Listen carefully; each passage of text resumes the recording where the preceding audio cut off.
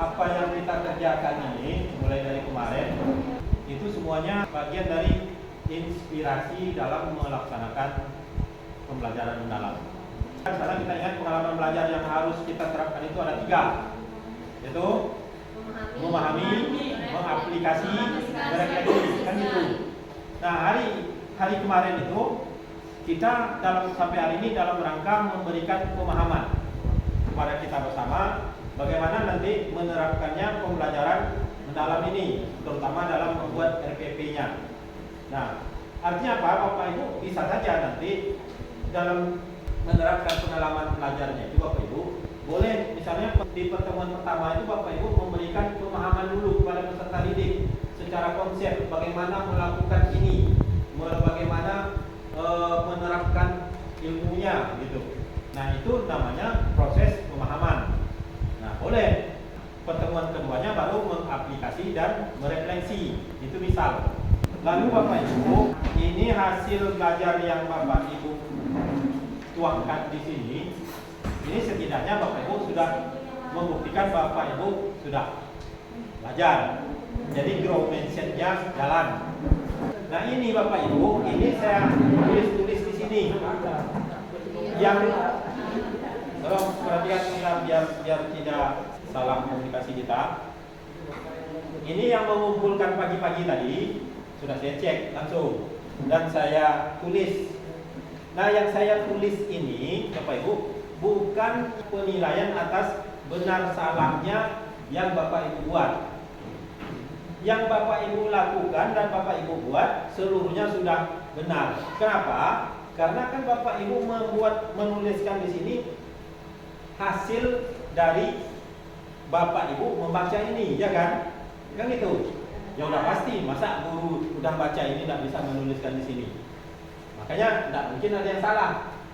Nah, lalu setelah Bapak Ibu membaca ini dan mencurahkannya di kolom yang sudah dibuatkan, yang pertama, ini kan beda-beda nih.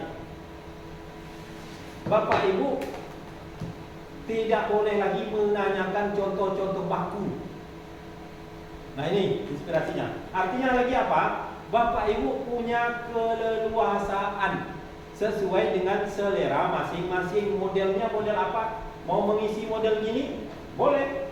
Mau membuat ulang sendiri? Gini? Boleh.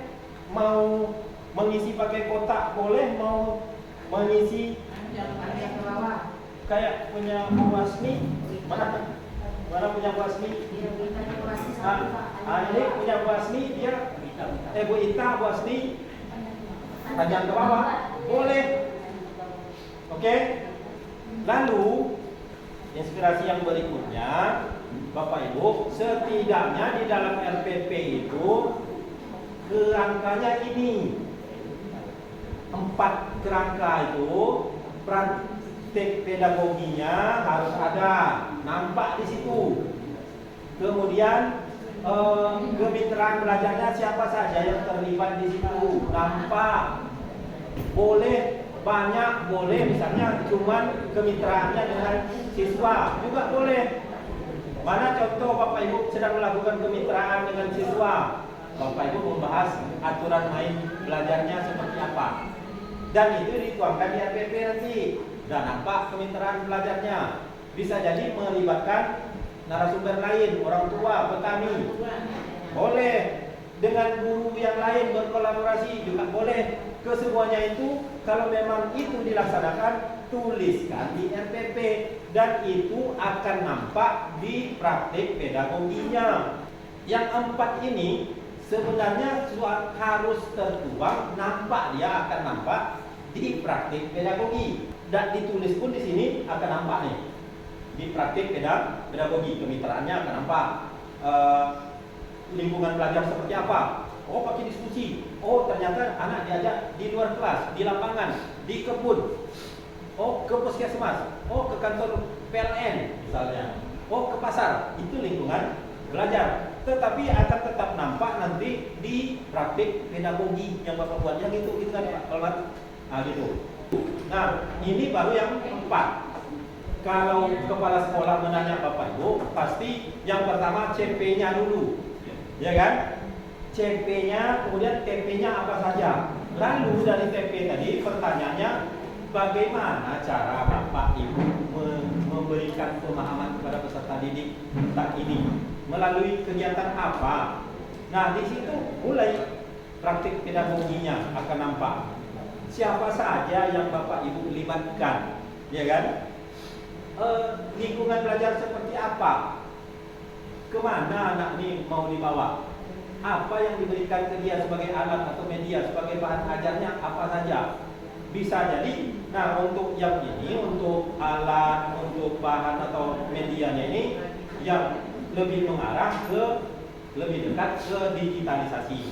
Nah inilah yang disebut dengan digitalisasi pembelajaran. Lalu bagaimana Bapak Ibu menyampaikan ini, melakukan pembelajaran ini? Ya tentu dengan 3 prinsip: berkesadaran, bermakna, dan menggembirakan. Nah itu mana dia?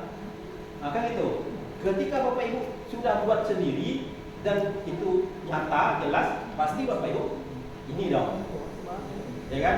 Ketika anak saya bawa keluar, ternyata mereka lebih bergembira ketimbang hanya belajar tentang konsep-konsepnya doang.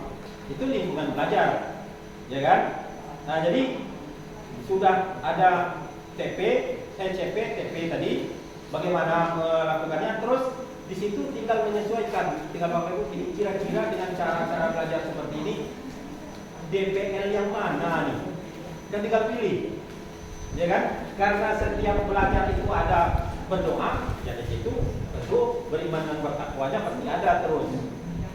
Nah, karena ini menganalisis, ya tentu nada kritis, jadi tinggal menyesuaikan dengan materi ataupun pola-pola ataupun model-model pembelajaran yang Bapak Ibu lakukan. Kemudian turun lagi prinsip pembelajarannya seperti apa? Kita di BBM-nya mana? Kemudian pengalaman belajarnya yang diberikan mana? Memahaminya mana? Pengaplikasiannya mana? Refleksinya mana? Nah bisa jadi Bapak Ibu di pertemuan pertama misalnya, Pak Agus ini kalau saya tengok cuma pemahaman di sini ada. Praktek apa pengaplikasiannya mana? Oh, tenang dulu, Pak KS kan itu. Ini memang baru sebatas pemahaman. Untuk pengaplikasiannya nanti di pertemuan berikutnya dan refleksinya.